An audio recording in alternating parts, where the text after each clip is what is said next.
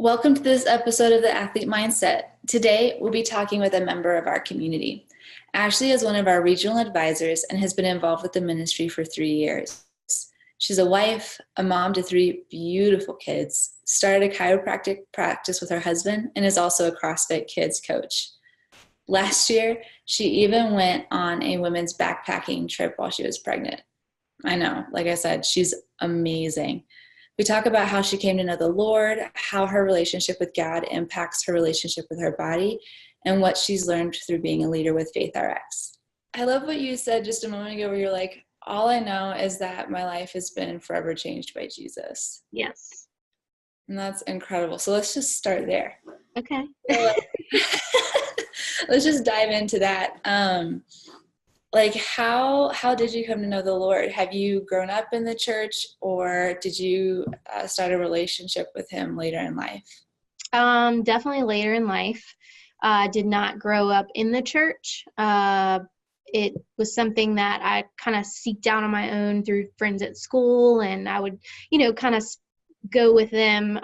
We used to actually have a bus that would come pick up the kids that wanted to go to church, and so I would do that. And then in high school, I went quite a bit, and then had FCA, Fellowship of Christian Athletes, that I did. But I still, looking back, I think in that moment it felt right, but then my lifestyle didn't match what it looked like to walk with Jesus, like to have him in your life and follow him.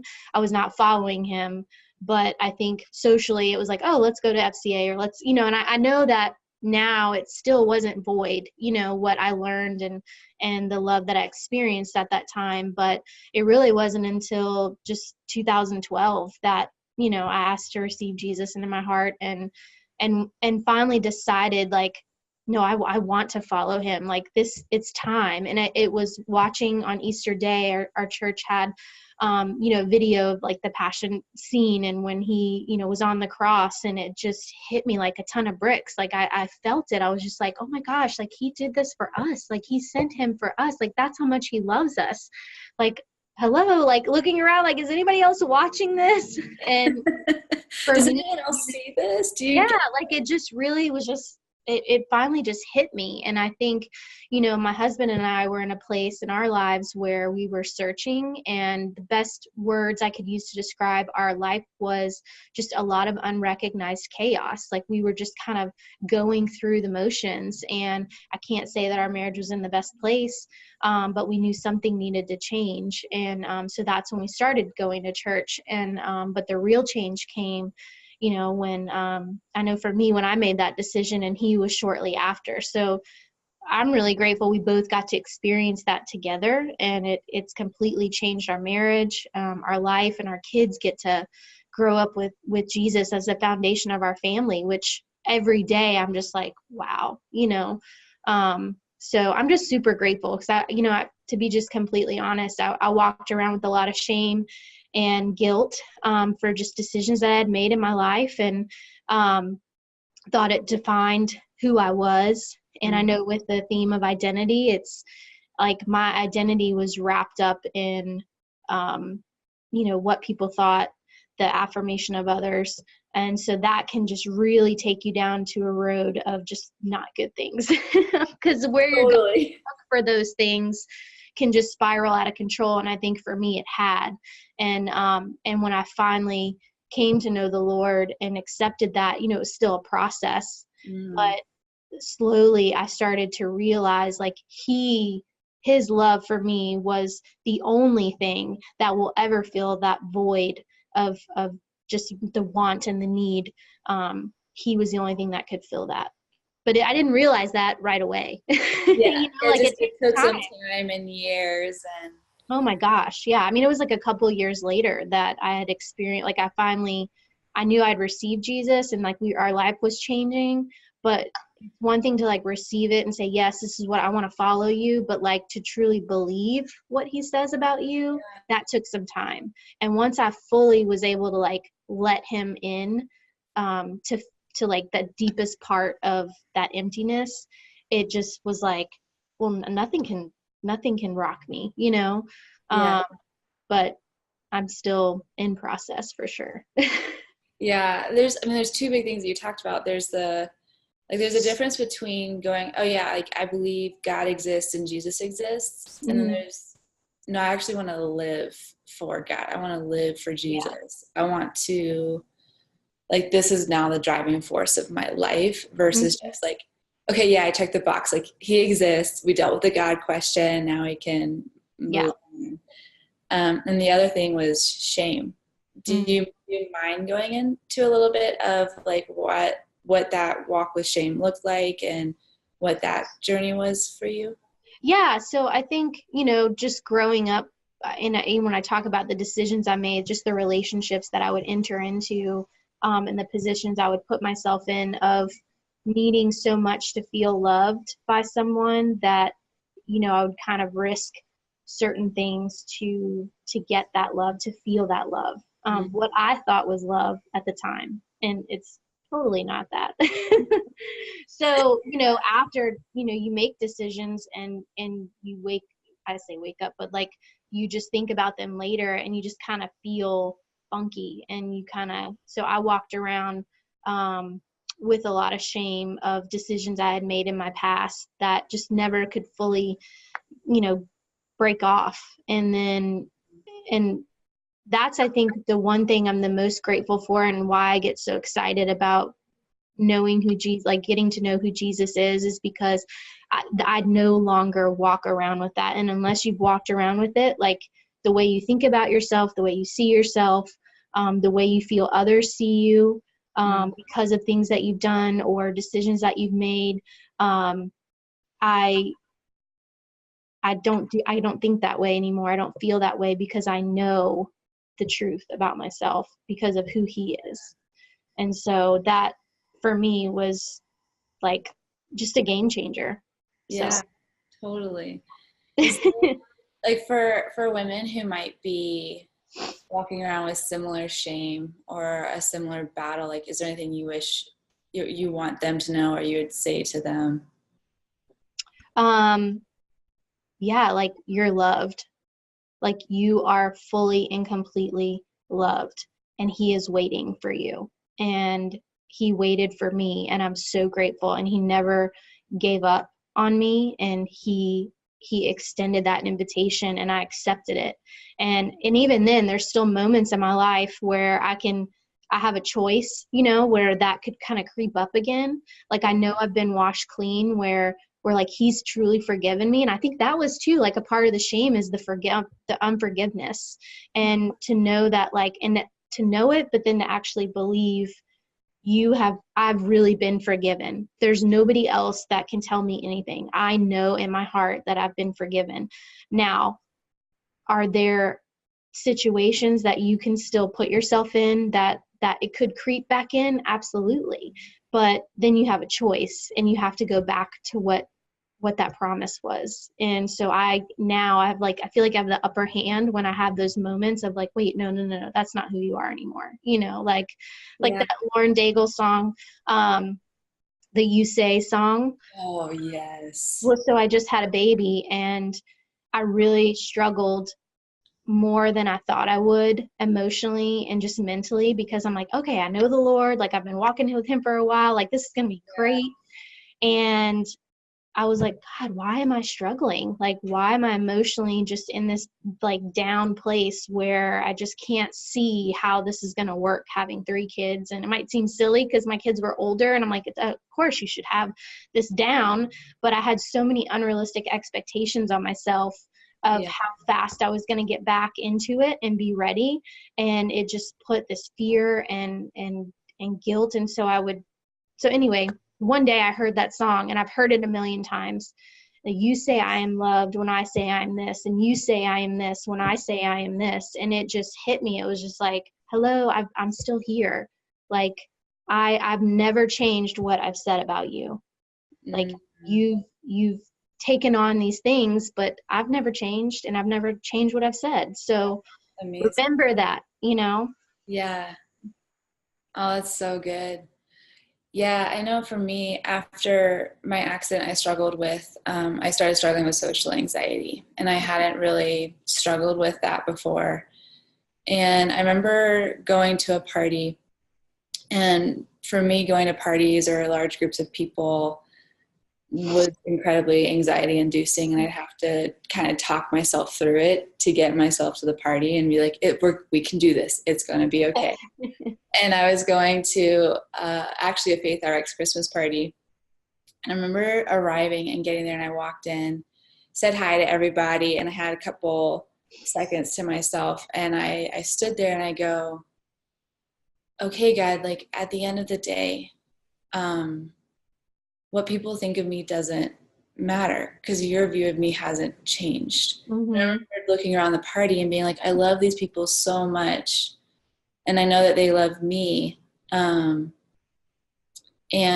right now, my words don't always come easy, or sometimes I mix up words and I get scared of what people might think, and it's okay and it doesn't matter. And having that confidence of like, at the end of the day, like the only person's opinion that matters is like what God says of me. Mm-hmm. Oh, this is going to be okay. And I was able to walk with a new confidence that I hadn't been able to have before that. And it was just a really powerful moment. And when you're able to let go of that shame, it's incredible. It's like the transformation is just incredible. And how God, when you hand it over to him, just that weight that's lifted off your shoulders.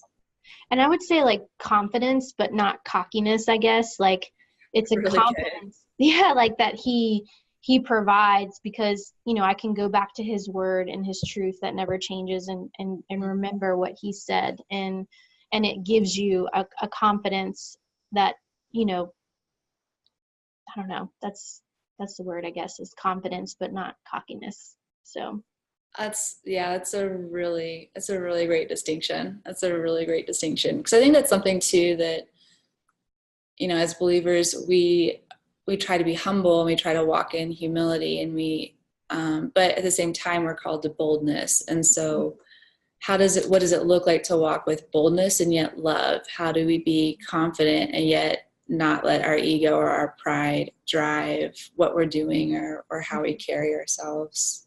Yeah, it's a really great distinction. So you said that, so for you and your husband, you guys came to know the Lord around the same time.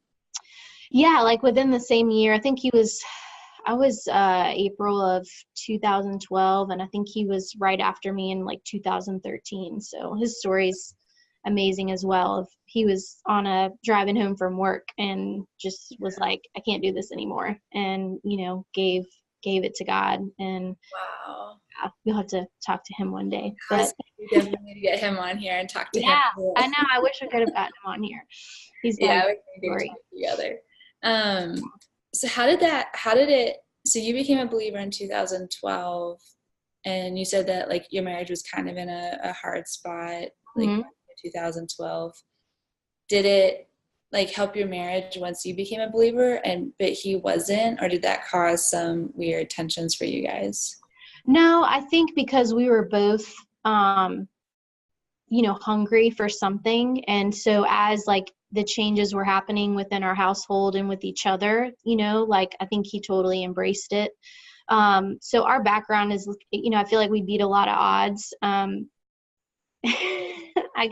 Sometimes he says I'm too transparent. I shouldn't share everything, but I just am like, it is what it is. Like, you know, we met, and we had a child, our oldest, within the first year of meeting. So, you know, there's 12 months in a year and it takes 9 months. So, you know, that's a short amount of time. Yeah. To, you know, get to know each other. And then on top of that, you're now, you know, going to be linked forever with a child. And so that was really hard. And we did that without knowing the Lord, which now I look back on different situations and like, how do people do this without that? You know? Yeah. And which is why it's so important for us to talk about it and tell people what Jesus came for, you know, and who he is. And so, you know, we made it through. We didn't get married right away, and we got married about 5 years later. Mm-hmm. And then we actually started CrossFit in 2011, and that was a game changer for us as well, because we were kind of on our own paths of, you know, he worked a lot and I worked, and he did like triathlons and races. So that was a lot of training time. Mm-hmm. And So I started CrossFit, and then he came shortly after that. And that was actually something we could do together. And that brought us together as far as community piece. Mm-hmm. And so we were able to talk about it, do it together. Our son came with us, so it took our family dynamic to another level. And then right after that, the owners of our gym invited us to church. And from there, when we moved here, I didn't know anybody. And so, I didn't have a lot of friends. Mm-hmm. And immediately, like when I started CrossFit, I finally felt comfortable with people, and they were so generous and opening. And so they invited us to church, and from there it was just, one thing after another. That's incredible. So now to have Christ at the center of our marriage, like having that as a foundation, first it was us individually with our relationship with God. And then it was like we were able to turn towards each other and put that in the center of our marriage, and to truly understand like the meaning of marriage and serving your husband and honoring your wife. Before, it was a lot of resentment, a lot of bitterness, a lot of, tit for tat kind of stuff. And even now, like, if we're not careful, we can still find ourselves heading down that road. And I'll tell you, having a baby, it's not the easiest. And you can be a believer in Jesus and still like listen here, fella, So we've had to like recently just reel it back in and say, man, I know where we were and I know where we are. And like, I don't want to go back there again. And so to be able to just kind of reel it in quickly and say, hold on, I'm not honoring you. You're not serving, like, this isn't who God's called us to be. So. That's really incredible to be able to hear. Sorry. I love that. That's so good. Thank you for sharing. Like, that's such a blessing. And I know will be encouraging and a blessing to others too, to hear, is that our journey and our walks with the Lord doesn't mean that perfection comes right away. And it's not going to come. It's not going to come. Like, it's just our journeys look different, and our lives are transformed, and we're constantly learning, and we're constantly growing. And sometimes we have to go back and learn the same lessons over again.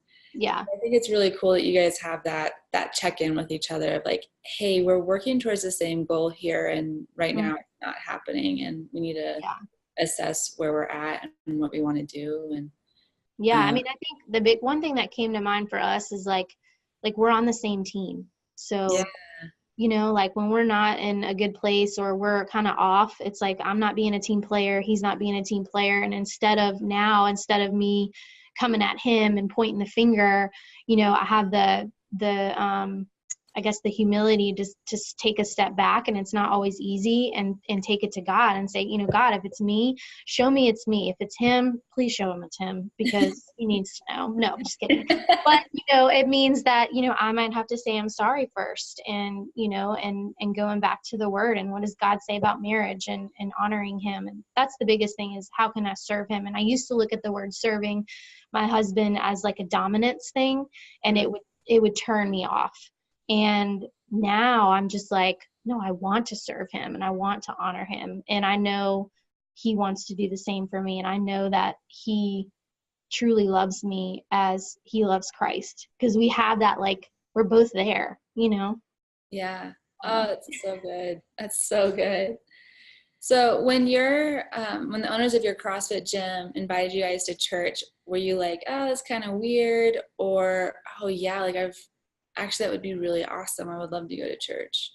Yeah, no, I think we were ready. Like, we had been wanting to start, like, I don't know if anybody else is like this, but we're like, we need to start going to church, because that's going to, help us. And that's going to fix our problems. Yes. And it didn't, but Jesus did. So we didn't know that yet. So you have some magic anointing that happened when you walked through the doors, and it just fixed everything by the time you walked out. We went to church, so why isn't this getting better? Mm-hmm. So we're still yelling at each other on the way and arguing afterwards and being super reactive instead of responding to each other. And that's one thing, like, like Jesus in the Bible, he never reacted.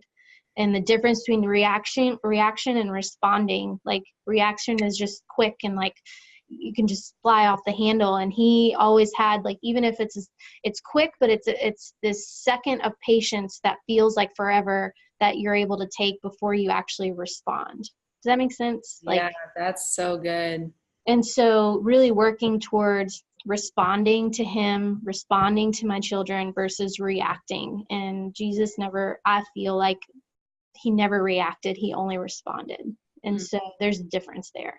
So it seems like reaction is about us, whereas responding is about the other person. Yeah. Because you're taking in more when you respond, where react, it is about you. It's very selfish because you're in the moment, and you can still be in the moment and respond. But like I said, that 1 second that feels like it can feel like forever is enough. And that's remembering the word, Yeah, so, totally. Really. No, that's really good. That's really, really good. But again, we're not perfect. we have our moments, we have our seasons. Yeah. I'm so grateful for the foundation that we've begun to, build for our family. And we're, like we talked about, just like being in process, like we're never done. And I know in one of the questions you had said, since you've been walking with the Lord for a while, and I'm like, a while, like I feel like I still have so much. But we always still have so much to learn, but we just get more under our belt. And so that's awesome. That's so good. That's so good. So you so when you and your husband started CrossFit, you got really into it, and you actually got certified, right? And you coach CrossFit now? So my passion for CrossFit turned to the kids. So my son started when he was 5, and there were some people in our gym, some good friends that had gotten CrossFit Kids certified, and just watching, the changes that it can make in their lives. It just drew me to it, just from a confidence standpoint and a self-image standpoint. And, watching these kids who maybe a lot of them that we would have, like, they didn't want to play sports, which was okay, I grew up playing sports. So to see it from this point of view of kids not really, like, they're just not interested in it, and that's okay. But it's still important to move and be active. And then to know that we had an opportunity to help them move and learn how to move right or correctly. But then also in the process, they're having fun and they're building confidence within themselves. Because just like for us, we go from like not knowing and being super uncomfortable learning a movement to getting it, and that feeling you get when you can master something, watching them at ages 8, that's going to play out on the playground. You know what I mean? Like, totally. Like, do you even know that I do kettlebell swings kind of thing? So like, you walk around a little taller, and it helps. And so they start to believe in themselves. And so to be a part of that process is just, I'm so grateful. And so I got level 1 and then CrossFit Kids, and mainly have just coached kids. That's awesome. That's awesome. And then you and your husband, do you have your own practice together? We do. He's a sports chiropractor. And so that's how we met. He's from Louisiana and I'm from Texas. And we met while he was in school. And so, and then he wanted to practice here in Louisiana. And so we've had our own practice for about 4 years, and we work together, which is a whole other test. But if we didn't have Jesus, I don't know if we would still either not have a practice or not have each other, but anyway. So. Yeah. We work together, and he's a sports chiropractor, and we have 2 offices, one in the city and one here where we live. And it's good. I enjoy watching him live out his passion of helping and healing. And, when we opened our office, we had just gone through a big life transition. He was at another practice and I was coaching, and I just happened to been released from coaching in the midst of him, realizing it was time to, either buy or get out. And so in that process, there was moments where we didn't know what was going to happen and if we were going to lose our house or have to start completely over. And there was a moment one night we just prayed together and just, no matter what, like, these are all things of this world. Like, we can start over, but we have God and we have our faith. And it wasn't easy, but it was just this peace that kind of came over us of like, nothing had a hold of us anymore, And so we're open to taking that step, and we, dedicated the business to God, and we didn't, he doesn't need our business, but, we laid it at his feet and just said, we want to honor you with this business. And so, from there, we've made sure to do that, with our employees and our patients and just with each other in the business. So. That's incredible. That's incredible. Man, now I'm like, okay, I have like 5 questions that I want to ask. Where do I start? Oh, goodness. No, so with with faith and fitness, our bodies, how does your faith come into play when you view your relationship with your body, when you view sports, working out? How does that all come together? Like, where does my faith come in with my fitness, I guess? Yeah, I guess. And like your view of the body and working out, and how does God impact that or make it different than maybe someone who doesn't have a relationship with Christ? Well, I know for me personally, like I struggled for a while with, I don't know if it's like image dysmorphia or whatnot, but I would look for a quick fix on how to stay a certain size, without wanting to like really put in the work. And, I still struggle sometimes with it, but, realizing that there's really only one way to go about, being the size that I want to be, but really just being healthy. And the longevity of that is eating right and moving and exercising. And there's no pill you can take. There's no, supplement that's going to, get you to the end, except for moving and eating right and stretching. Because I always say there's like mobility is so key. Oh my gosh. And you don't realize it, you come into CrossFit and you get so excited, and it's, we drank the Kool-Aid, we were all in, and you have these like amazing results, but then you find like you hit this wall and you kind of plateau. And then when you go back and look and say, okay, well, what happened? There's things that come into play. And that's, I think, mobility, your nutrition, and really mobility and nutrition, because that's what's going to allow you to do CrossFit or any sport or anything, for physical fitness, for the long haul.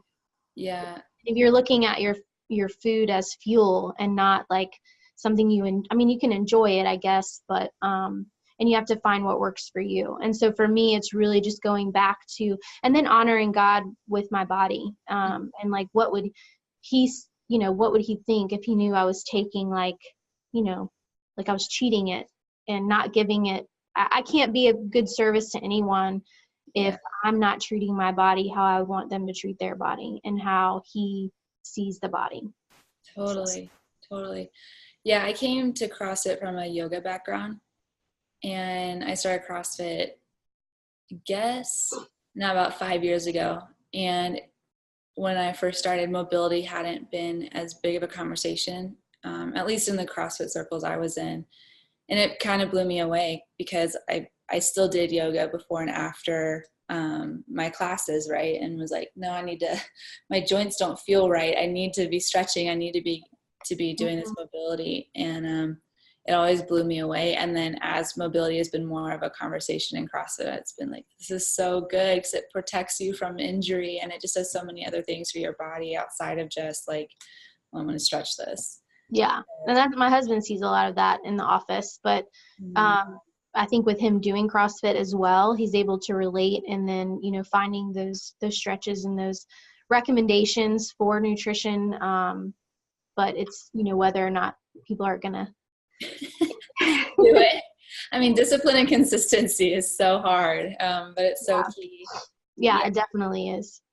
And it's interesting, like what you were talking about with body dysmorphia and the battles that we as women have around what we should look like or what our body should be, and the expectations and the performance expectations, whether it's aesthetic or time, weight.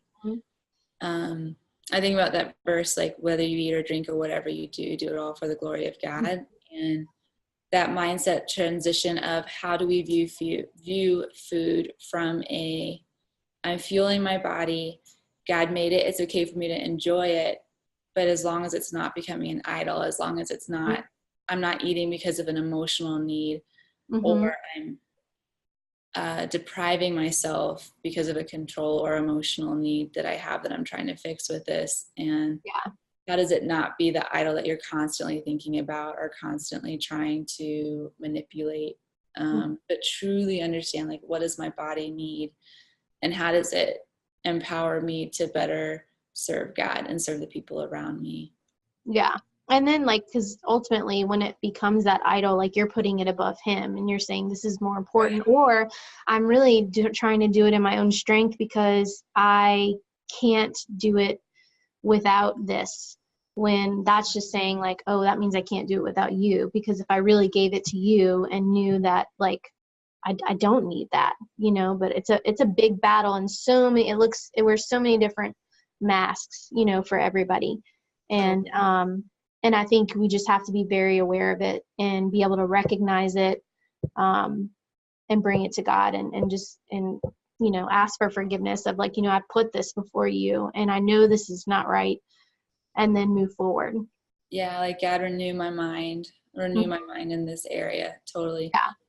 We have a blog post that we shared, it must have been a few weeks ago, maybe a little bit longer now, by a guy named Rick, and he is a pastor up in Canada, and he had been struggling with weight loss and had been trying to do it on his own. And one day God just kind of hit him with this verse. I can't remember what the verse was. I'll link it for people to be able to read.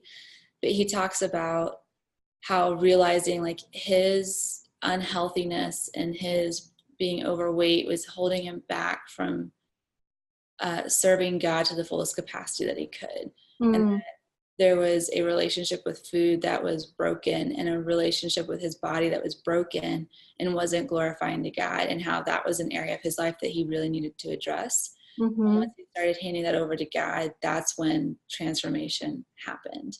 Yeah. It's a really cool story to see. Yeah, Like, I'd like to read that. yeah. And there's another story that we shared, another athlete mindset, from a woman named Athena. And she has an incredible testimony of how the Holy Spirit gave her a dream. And she went to a CrossFit competition just to watch a friend. And she was severely overweight. And at that CrossFit competition, she met someone from the dream and realized, like, oh, I'm supposed to be doing this. Like, this is the most intimidating thing for someone that's the size that I am, but I'm supposed to be training and working out with this person. And so I'm just going to start doing this. And that's how she found CrossFit. And she talks a little bit about how her relationship with God helped her combat the battles she had with food when she would just be wanting to emotionally eat or eat more. But it's like, no, like, God cares about your health too. It's not just our spirits. And, like, he created us mind, body, and spirit. Right. And I will say, with CrossFit, that definitely helped me with, like, from a performance standpoint, and thinking, like, looking at the quick fix of what I could take to help stay at a certain size. Like, I couldn't do both, like, I had to make a choice also. But then as I got into CrossFit, it took me away from wanting to be, I guess, thin, to wanting to be strong. Like, I was more focused on, like, hitting a PR and getting my lifts right. And slowly that started to shift my mindset of what was beautiful to me, like being able to see my body in a certain way that I had never seen it before, and thinking, like, this is what I want to look like. But oh no, now I'm like, I like these muscles and I want, like, it just, and I felt better overall. So yeah, that's awesome. So how did you find Faith RX? so we went to my husband and I and some friends went to the CrossFit Games in 2014, and we saw their booth there, and we were just like, Christ and CrossFit, that makes total sense. Like, the walks are so similar, and just the experience with the community, and it just really for us connected, being in the CrossFit world and what you experience day to day in the workouts, and, what you put in, you're going to get out of it. And the people that are surrounded by you, the coaches that you have that are encouraging, but also willing to tell you things that you don't want to hear, and you have to be willing to listen. And I'm like, oh, that sounds familiar. Yeah. So yeah, like immediately, like when we left, I was like, oh, we're doing this. Like I looked up, the ISI and the impact, and I was like, oh, we're going to host an ISI, and read everything. And then I even emailed, and that was actually right when I, like a few months later, had lost my position at the gym, and then Ben was leaving. And so it was like everything kind of got put on hold. And it wasn't until 2 years later, we were talking with our small groups pastor, and he had not done CrossFit before. And we were telling him about it and Faith RX and just the similarities in the community. And so he started CrossFit and then emailed us and said, I get it. Like, I see what you're talking about. Like, I don't know if Faith RX is still on your heart, but this is 2 years later. Oh my goodness. But we support you, and we're behind you if you guys want to do this. And I, talked to Ben, and I'm like, do you think it's the right time? We need to pray about it. And so I emailed Jen. I was like, let me just email him and see. And he emailed me right back. We got on the phone. We went to ISI like a month later. Then we went to Impact a few months later, which I know is not always the case for everyone to be able to do both. And we were able to pull it off. And then we started our chapter in September of 2016.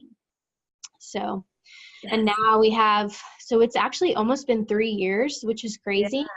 And, the things we were praying about, we've been praying about over the years, like we're starting to see the fruit of that. We have other gyms that are interested in starting chapters, and, we're taking it out on the road and going to visit other gyms. And we've been very involved in like the competition presence, but it's really challenged me, like, to take on something like that and step out. And, we're now putting our faith on display. It's just a part of who we are, but now we're like stepping out and saying, okay, we're really going to share, and we really want you to know, and taking it to the gym and just meeting people where they're at and loving on them, and letting them know that Jesus loves them and that there's a relationship there that's for them. It's not easy, but it challenges you in a good way. It's gotten me out of my comfort zone a lot. So. That's awesome. That's amazing. I hope that answered everything, but yeah, no, that's amazing. And now, so you started a chapter, and then now you are a regional advisor. I am. Yes. That was really exciting and a great opportunity. So I was really grateful to be able to step into that role. And when I saw it, I knew, like, going to ISI and getting involved with Faith RX, like I've told my husband, I'm like, I want to do more. Like, I want to go back and work these events. And when they posted the RA position, I was like, that's me. I can do that. And then I had to like interview, and I was like, wait, I don't know if I can do this. And so I got the position. And, the biggest thing for me in that role is, like, I remember what it was like to start all these things, and just the questions that you have and the answers that you need and the support that is needed when starting something like this, because it can be scary and all the fears that come along, but then like you want to do it and God's called you to do it. And I just wanted to be a support for those that, like, I've been there, I've done it, Totally. What are some of the biggest fears that you hear from potential directors and leaders? I think just stepping out and being ready to, like, share the gospel and not, like, sugarcoat it, and really just be bold with it. Even as, like, going as far as, like, praying in public, like, that's a big fear for people. And it was even mine. And to be honest, I chickened out our first meeting. I was just like, I got so in my head, and I just was like trying to take it myself and do it. And so I think even something as, you say, simple as that, but that could be, a huge fear for people. And just, are people going to be open to it? Are people going to come? Are they gonna want to learn and explore their faith and what that looks like? But what I realized is we have more resistance than we do revival in this ministry.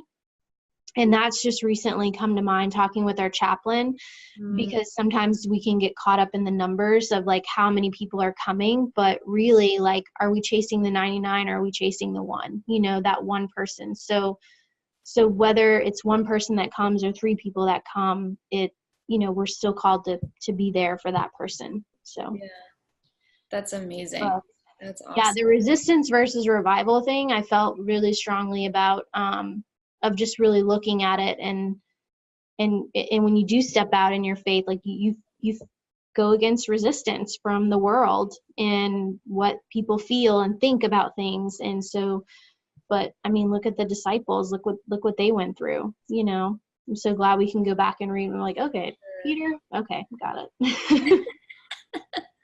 For sure, for sure. What are some of like your favorite stories or memories from the last couple of years where you've been involved in the ministry? I would say like getting out, like being at the competitions have been, it kind of, I think, catches people off guard when you have a scripture written on a whiteboard, like right there, and they're walking by. And then we've had competitions where we've had no one come to our booth. And then we've had competitions where we've had a line of teams that wanted to get prayed for. And so just being okay, like with, and I learned this one, there was one competition, it was the farthest we had ever traveled. We were teaming up with another chapter, and like I was checking off everything on the list. I'm a planner and more of a Martha mentality, like I'm a go and a do, and I have trouble sitting sometimes. And I remember just praying and worshiping before the event, and God was like I just felt the Holy Spirit say, you can't put any expectations on these events that you do and on this event, because that means you had something to do with it. And I'm like, okay, well, you know what I mean? Like, totally. I mean, we can get so caught up in, I mean, we're a performance culture. Yeah. And one, I think the US is incredibly performance based, but then you layer in being CrossFitters, like those type A personalities tend to be pretty dominant in our culture. And it's all about the PRs and being better and being the best version of yourself. And so it's really hard to let go of those expectations and defining what success looks like, and being like, okay, God, like this may not make sense, but I know that you're calling me to do this, and I want to step out in obedience. Yeah. Obedience is a huge word. Like that's a lot of times, like him testing you is not about, the other person too. It's about what he's doing in you. And I feel like this whole walk with Faith RX has been just a test of obedience. And to be out in the middle of a competition with all these athletes who you've built relationships with, and then now you're like, I want to tell you about Jesus.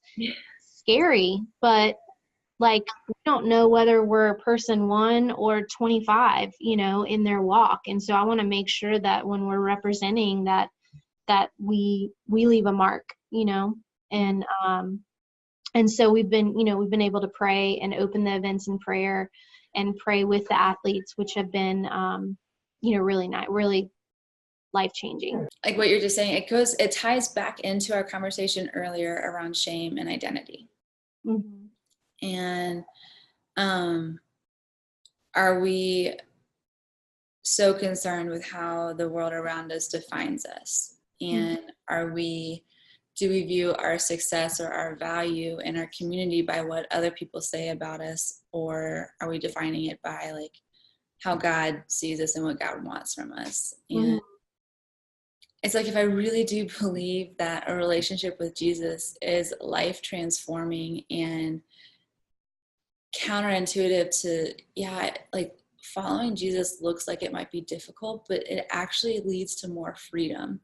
Like the lives that we live don't make sense to people who don't have a relationship with Christ. And we don't live these lives because we want to behave a certain way. It's because we want to glorify God because of how transforming our relationship with him is. And we know that he knows better than us, and he's designed us a certain way. We know that the most, what's the right word I'm looking for? Like the most thriving life we could have is living in alignment with him and living in such close intimacy with him. And I know that he knows best for me, so why would I want to live any other way? Like, he made me, he designed me, so he's going to know what's best for me.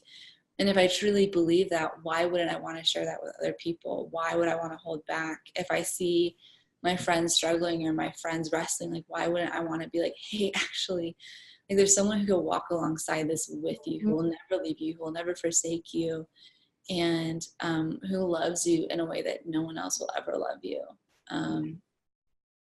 Yeah, it's so counter to the way that, or it's so uncomfortable. Mm-hmm. But it's also, it's prideful when we get fearful, because then we are like making it about ourselves, you know, and how we're going to feel when we do it, or what they're going to think, like you said. And that's, I think, an area of pride that we don't recognize enough, that that's what it is. Because you're like, I'm not prideful, you know, but like, it is prideful when you're like, oh, I'm not going to share that because I'm scared, or like, and we're holding back the good news, and he's going to find someone to share it. You know, what I'm most grateful about is that he's not going to give up on me to give me another opportunity. I just hope that in those moments where I do, if fear does take over, that I can recognize it, you know, repent from it, and, you know, God, I wasn't obedient to you, and please give me another opportunity, because I do see what he's done in my life, and it needs to be shared. So. That's amazing. That's awesome. That's awesome. Well, thank you so much for sitting down with me this morning. And yeah, I hope I didn't ramble too much. It was so good at times. It was so good. Is there any last thoughts or things that you'd like to say or share with our audience? Yeah, I guess, well, I'm just grateful for the opportunity to share. I was, to be just honest, like really scared, but praying going in. I just wanted to let my story tell itself, I guess, and let God use me, and hopefully it touched someone, or someone was able to relate, and that it gets them one step closer to accepting that invitation, because it was the best decision I ever made. And I'm so grateful to him for his mercy and his grace. So Awesome. Well, thank you. I hope you have a wonderful day, and I can't wait to talk to you again. Yes, I'm looking forward to it. Thank you. Later. Bye.